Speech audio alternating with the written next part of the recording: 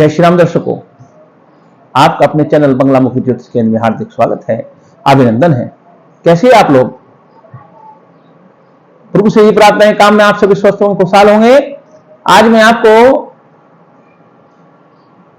ज्येष्ठ मास में शुक्ल पक्ष में जो एकादशी व्रत आता है उस व्रत के बारे में बताऊंगा, जिसको निर्जल एकादशी कहते हैं। यह व्रत कब है, व्रत की विधि क्या है, पारण का क्या समय है, यह सब मैं आपको इस वीडियो में बताने जा रहा हूं। आप वीडियो को पूरी देखें और व्रत के बारे में सही जानकारी आप अपने चैनल से प्राप्त करें।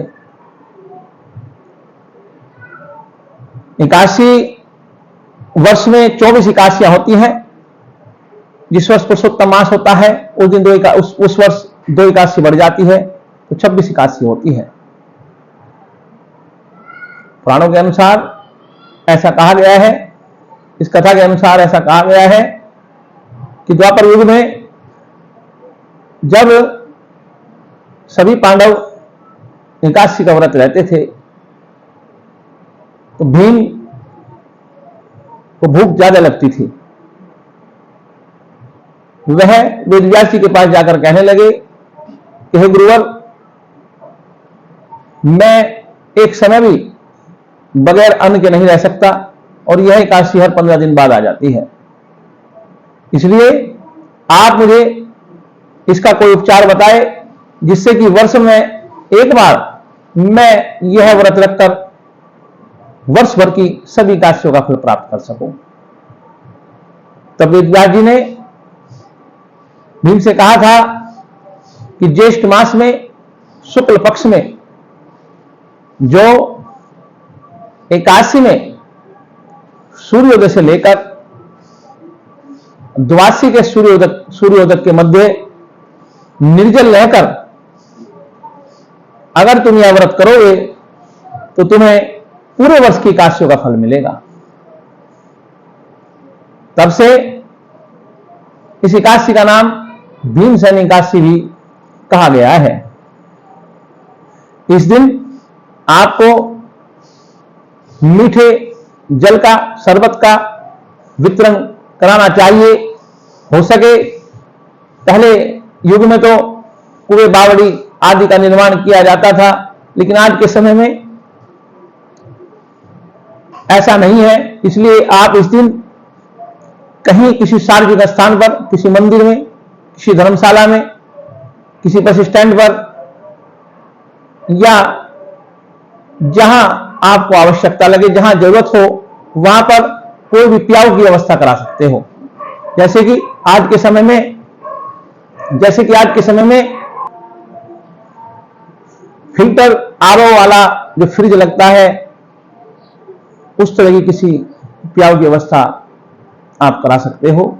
इससे आपको, आपके पूर्वजों को इसका पुण्य प्राप्त होगा। इस दिन आप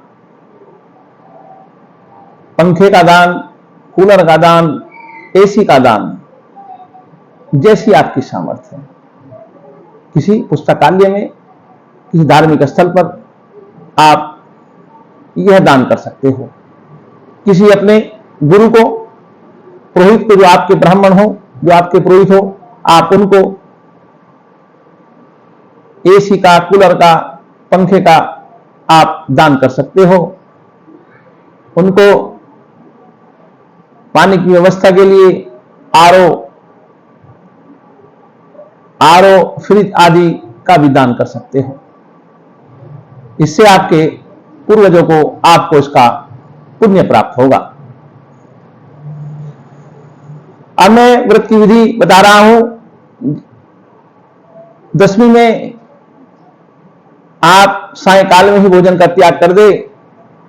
रात्रि काल में दूध, फलाहार आदि लेकर आप विश्राम करें और एकादशी व्रत वाले दिन प्रातःकाल सूर्योदय से पहले ब्रह्म मुहूर्त में ही आप जल ग्रहण कर सकते हो। उसके बाद में आप जल ग्रहण ना करें। घर में जो आपके विष्णु भगवान के अवतार श्री कृष्ण भगवान का बाल रूप है, लड्डू गोपाल है, राधा रानी है। आप उनको स्नान कराए, नए नए वस्त्र पहनाए, उनको आसन पर विराजमान करे, उनको चंदन का तिलक लगाए, मां तुलसी की परिक्रमा करे।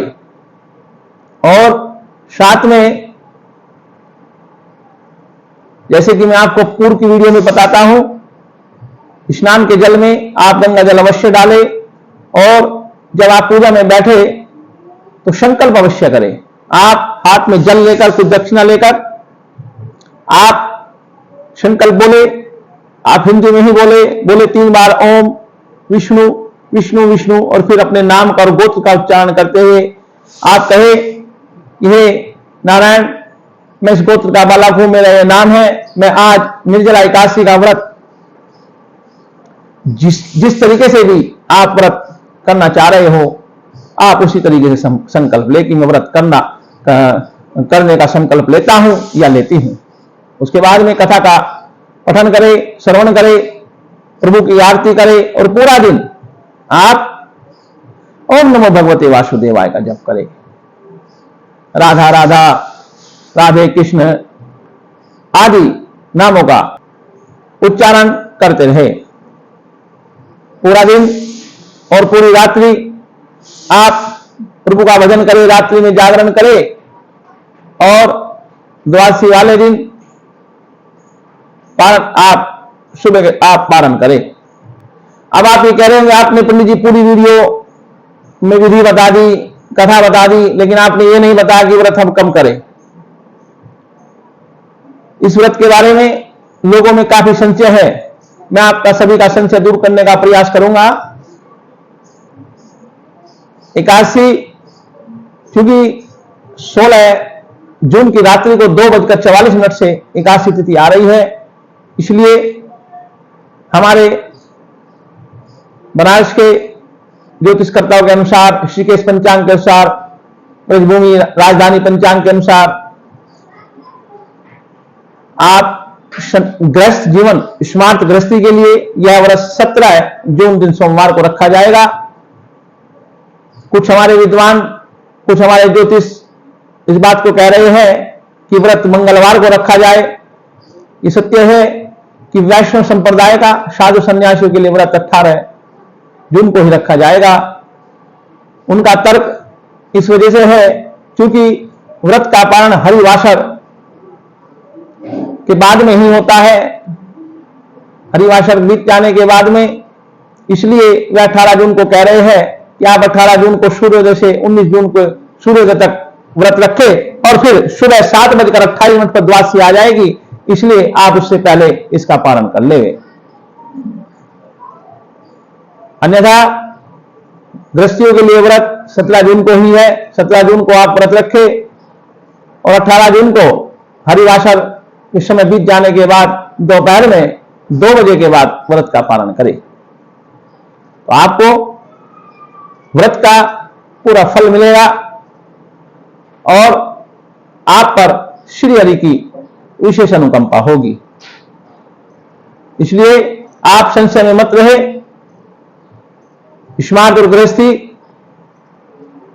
अगर उनमें सामर्थ्य है तो 17 जून को ही व्रत रखे, अन्यथा वैष्णव संप्रदाय के साथ रखना चाहते हो तो 18 जून को भी रख सकते हो, और अगर आप 18 को रखोगे तो 19 में 7:28 से पहले ही पारण करें, और अन्यथा 17 जून को व्रत रखकर 18 जून को दोपहर में अपराह्न में 2 बजे ही व्रत का पारण होगा। इसलिए मैंने जहां तक हो सका आपको इस जो सभी में एक संशय है उसका निवारण करने की कोशिश की। आप सभी भगवान श्री हरि का गुणगान करते रहे और इस व्रत को रखकर पूरे वर्ष की एकादशियों का फल प्राप्त करें।